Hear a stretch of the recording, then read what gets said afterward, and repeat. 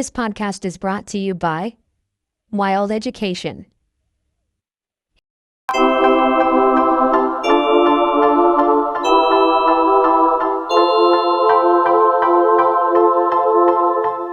Excuse me.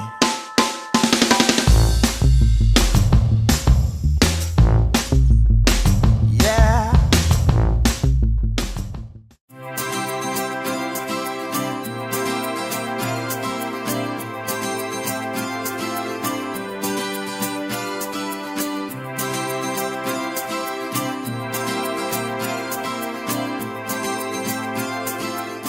Hi, everybody. Welcome to the Your Broadway World Podcast. We today have the great Aaron Blaise with us today. I am so happy to be here. Thank you.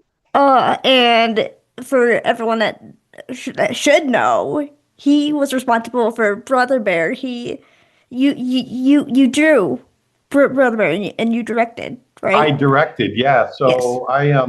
I started the film and then we brought on our producer Chuck Williams, and then later brought on my co-director Bob Walker, and the three of us kind of headed that film. We had a crew of, I didn't make it. We had a crew of 350 people, but that's how it got started, is myself kind of writing this story and then bringing the crew on. So for listeners who may not know your work, but or listeners who may know your work but not your full journey, how do Mhm. you usually describe what you do?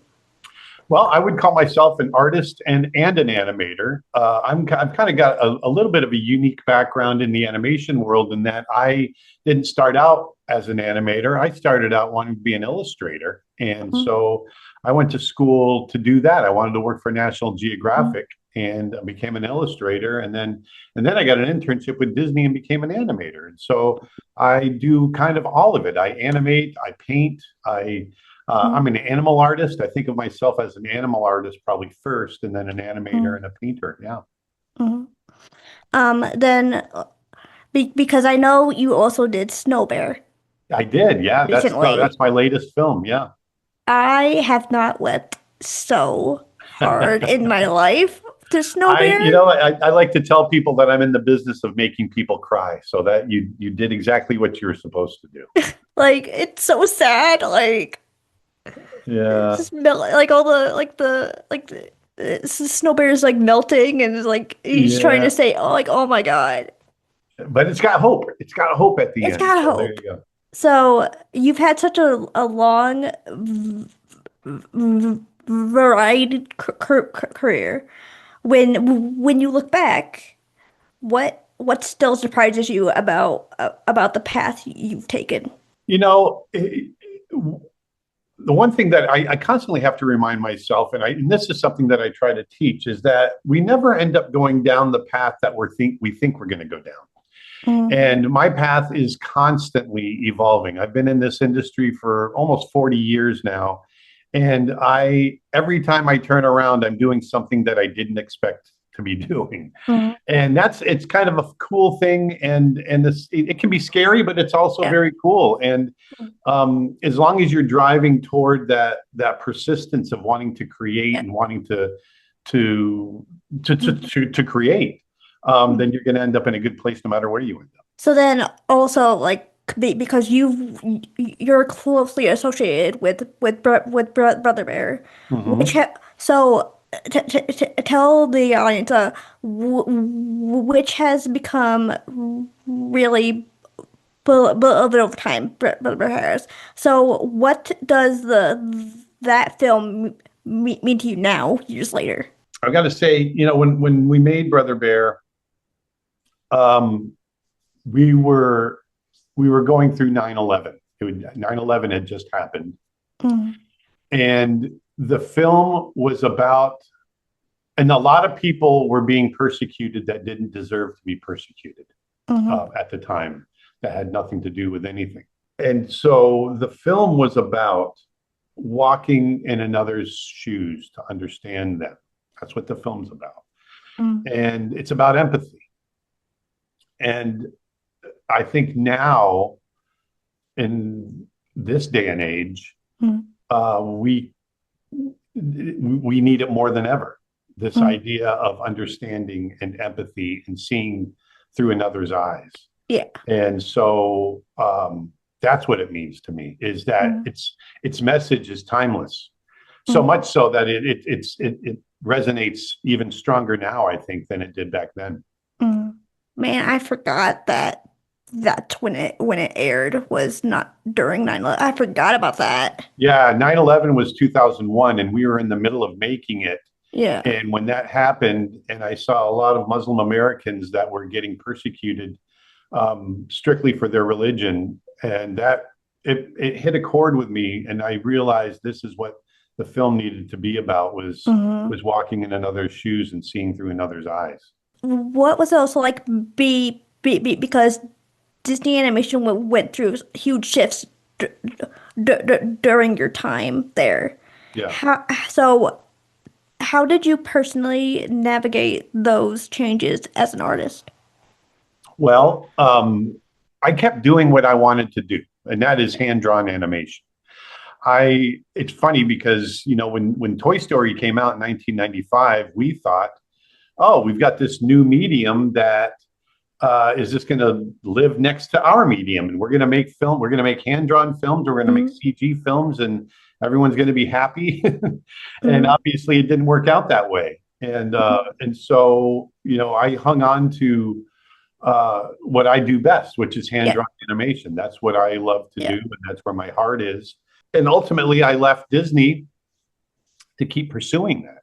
And so going back to your original question, which is, I never thought I'd end up here if you had asked me 25 or 30 years ago, but here we are. And it's interesting because, like you said, I just finished Snow Bear, which is my own film completely done by myself, which is something I thought I'd never do. And so creatively, I'm happier now than I've ever been. Well, then, speaking of Snow Bear, what originally inspired you to create Snow Bear? Well, back in 2007, I lost my wife to breast cancer. I'd been married for 20 years, and my wife was diagnosed in 2005, and then in 2007, she passed away in my arms. And I went through a long period of grief and loneliness, and then so this year it'll be 19 years since I lost her. But it was about 8 years ago that I met my business partner's sister-in-law, his wife's sister, and we started dating and fell in love, and we got married. And so there is this journey of loss and loneliness and finding someone again to share your life with. And so that became the inspiration behind making Snow Bear. Because that Snow Bear, the delicateness, the fragility of that Snow Bear represents that fragility of life, really. And and then when I lost my Karen, I was emotionally adrift for so long, and that's what that being adrift in the ocean with the ice melting around you, that's what it feels like. And so everything in the film was a metaphor. And to me too, Snow Bear is like a metaphor because global warming, the ice caps are melting, and Yeah, exactly. Yeah.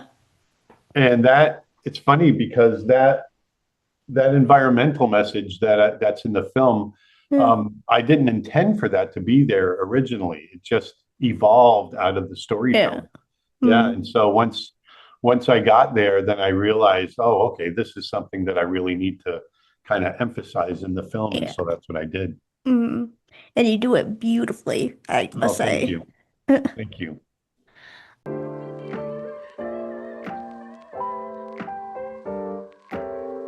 In Langley, British Columbia, lives one of Western Canada's best-kept secrets. We are Wild Education, Western Canada's largest reptile and small exotic animal rescue. And right now, we're launching our most urgent fundraiser ever. Less than 1 year ago, we opened the doors to our brand new education center, a space we poured all of our savings into building. But due to changes in land development, we found out we only have 9 months to find a new place and move out. This will be the third time in 5 years we've been forced to relocate, and this time we simply don't have the funds to do it again.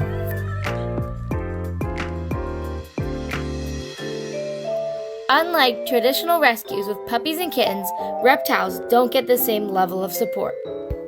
But our animals need it just as much because they don't have anywhere else to go. That's why we're asking for your help now. Last year alone, we took in 153 animals, including reptiles, amphibians, and furry exotics like chinchillas, sugar gliders, ferrets, and even hedgehogs. Many came to us sick, injured, abandoned, or surrendered by families who could no longer care for them due to the rising cost of living. One of those animals was Gary, a serval who couldn't find a home anywhere else in BC after his family broke apart. No one else could take him in, but we did. Because oftentimes, we are the last resort. We are currently also home to 12 rescued sulcata tortoises, some weighing over 120 pounds. But we know more will come in this year, who need lots of space, warmth, and lifelong care. Wild education isn't just a rescue, it's a mission. Our entire rescue is funded by our education program. This program travels to schools and other events to help teach about the natural history, conservation, and responsible ownership of these amazing animals. We give people the knowledge to hopefully prevent animals from ending up in our rescue in the first place. But now, more than ever, the future of wild education, its current animals, its future animals depends on your support. We know it's a lot, but we're trying to raise $1 million to buy a permanent property.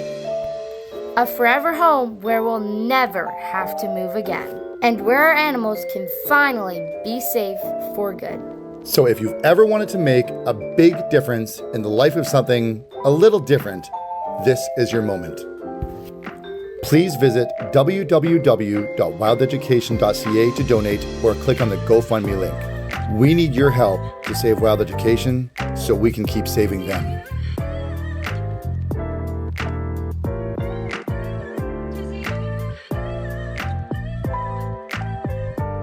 So then, how was the creative process on Snow Bear different from working within the Disney system? Oh, well, there's an infinite number of ways that it's different. And the first being, I made the entire film all the visuals, I made the entire film by myself. Mm-hmm. So, at Disney, I had a crew of 350 people that I worked with. And here it's me. So, but it was fun because I got to flex my painting abilities because I painted the backgrounds and I did the effects animation, the character animation, and I did the editing and all of that stuff. The only thing I really didn't do, which is a huge part of the film, was the score, the music, and then all the sound effects. And so I teamed up with Mark Mancina and Marlene Espino, who did the beautiful score that really carried the film. Because it has no dialogue, it really depended upon that score, and they did a wonderful job. And then also John Roche and Charles Kohlmeyer, who did amazing Foley work, so all the crunching of the snow and the sound effects, because people forget that everything needs to be created in an animated film. And then we had some really wonderful sound design, like the glaciers cracking and breaking and all those the bear sounds, and that was done by Max Smith and his whole crew at Industrial Light and Magic. So Skywalker. Yeah. So then my other question would be too, how is it different? Like, how is Snow Bear doing Snow Bear and then having done Brother Bear first? Yeah. How different is that? Oh, well, like I said, going off, Brother Bear took me 6 years to make with a crew of 350 people. Yeah. Snow Bear, which is, and Brother Bear is a 90-minute film or 84-minute film. Snow Bear is an 11-minute film. It took me 3 years to make, or actually about 4 years, with storyboarding and everything to make by myself. So that's probably the biggest difference. Really, it's that long? I didn't even realize it, brother, it was that long. Yeah, it took me 6 years to make Brother Bear. Yeah, I started it in I never 1997 seen and that long. we released it in 2003. One last question about Snow Bear is what did Snow Bear teach you about storytelling that you didn't learn on large studio projects? I don't know that there's anything that I didn't learn. One of the things that it reaffirmed is my storytelling abilities. You know, at Disney, you make films by committee largely. I mean, you have to come in with a vision, but there's literally a group of directors and storytellers that come together and give you notes, and you address the notes, and it's the group that really comes together and shapes the film. Mm-hmm. The directors at the helm, where Snow Bear was much more pure in its storytelling as far as having that singular vision. That's what I envision. You know, Mm-hmm. I bounced it around a couple of people here and there, and my business partner Nick Birch definitely had input on it, but it really was my story, and so I was able to complete an idea strict, you know, really from me, Mm-hmm. and I felt that it came out pretty well, and so it just reaffirmed that you know the storytelling abilities that I have are still working, for lack of a better way of putting it. Yeah. Is there an animal you've always wanted to animate but haven't had the chance to yet? You know, it's funny. It's anything that I haven't animated yet, I want to animate. So there's a whole universe out there that I want to animate. But I'm in the process now of developing a couple of different projects, sequels, not sequels, but new films. I've got one that's underwater whale film that I'm developing. I've got a sequel to Snow Bear called Polar that I'm developing. I've got another one that's an elephant story. So I'm definitely want to stay in the animal nature world. I'm never going to leave that world. But there's, yeah, like I said, there's a whole world out there that I want to continue animating. Like whales, like funny you said whales because like whales are kind of my second favorite animal. Oh, nice. Other than penguins, I like penguins. I love penguins. That's funny. Well, while I was making Snow Bear, I did a little minute and a half animated short with a penguin called Dream. Oh, that's it's really funny that like that Yeah, just happened. yeah. You've become such a major educator for artists online. What pushed you to start teaching and sharing your process? When I left Disney, I started with another company. I was working in Los Angeles. I live in Florida. I grew up in Florida. I started working for Disney in Florida. And then I transferred to Los Angeles for several years. That's when I lost my wife, Karen. Mm, And then so after she passed away and I left Disney, mm, I came back to Florida and I started yeah. with another company for a little while. They went bankrupt. And so I was left without a job again. And I was really trying to think about what I wanted to do next. And I knew that I didn't want to work for a big company again. I Mm, wanted to kind of chart my own course. I didn't want executives making decisions for me. And I had a lot of wonderful people over the mm, years that helped me. Great, wonderful mentors that yeah. taught me the ropes, Glenn Keane and Mark Henn, and just wonderful animators. And I realized that I was in a position that I could start sharing that knowledge to another generation, and I Mm, could do it online. And that really was the inspiration is you know, I had these great mentors and I wanted to pass on their knowledge that they had given me. And so that's mm. how I started. And that was 13 years ago. So then also, what's the most common mistake you see young artists make, and what advice do do you wish to uh, had and what advice do you wish you had heard earlier in your career? I think the most common mistake and it's an eternal mistake. It's what every young person, no matter what the technology is, and going back forever, and it's the same mistake I made, which Yeah. is impatience. I Mm, I wanted it all. I wanted to be good now. I wanted Yeah. to make it in my career now. Mhm. And the truth is, it takes years to develop the abilities and to um, Mhm. and get to the places that you need to get to. And so you need to work at it, and you need to be patient, and you Yeah. have to let it evolve. And Mhm. so that's my biggest advice for young artists is keep doing what you're doing, continue to draw, continue to learn, continue to develop, and you'll get to the places that you want to get to through persistence. Mhm. And it's interesting. Time is an interesting filter because Mhm. time has a way of filtering out the people that don't have the persistence to get to where they need to be. And so the ones that put in the time will make it. So then, is there a moment in your career where you almost gave up and kept or and No, oh. I'm always been very stubborn.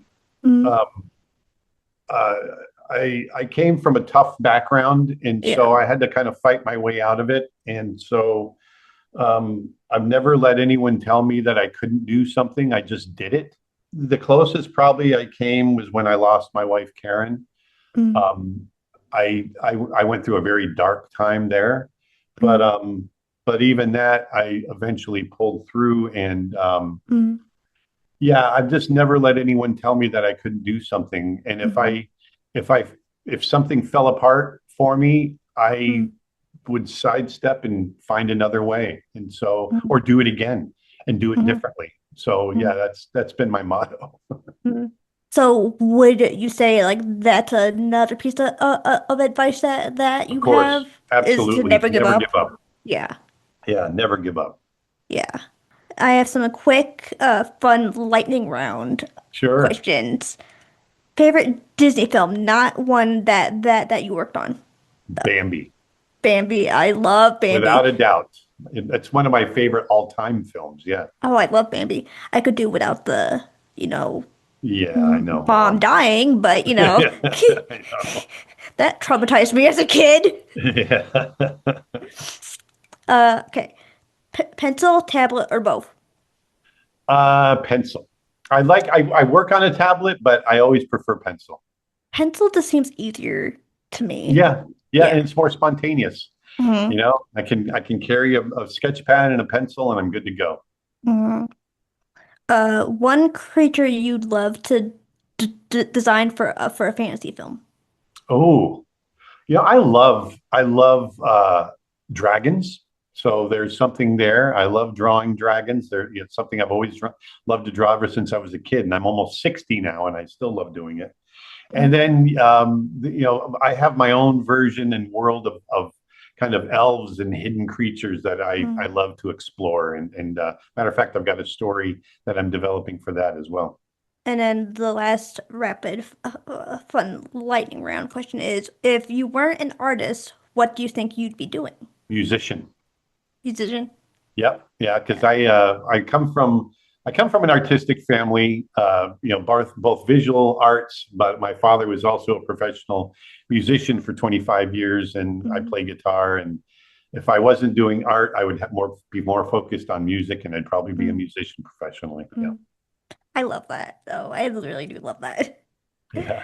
Uh, for anyone listening who dreams of working in animation or art, but feels intimidated, what would you want them to hear right now? I want you to follow your heart. And because we get bombarded all the time as to why we shouldn't do things that our heart wants to do. Mm-hmm. And um, and the biggest problem right now facing art and animation is AI. And people say, why should I even do it if there's AI? Well, you do it because it makes you feel good. It does your heart good. It's a way for you to express yourself. And painting never went away because cameras came out, because photography came out. AI is going to come and it's going to embed itself into our society, but it doesn't mean that we can't create our own art. And so be an artist, express yourself because it's a human trait to do that and continue doing it. Yeah. Well, and then that brings me to like with AI becoming like with AI starting and stuff. What do you think will always remain essential about being an artist with The AI human or even experience. The human human experience? experience. Yeah. AI just goes off of a conglomeration of what it finds on the internet, right? Mm, And it just kind of, and it makes an assumption.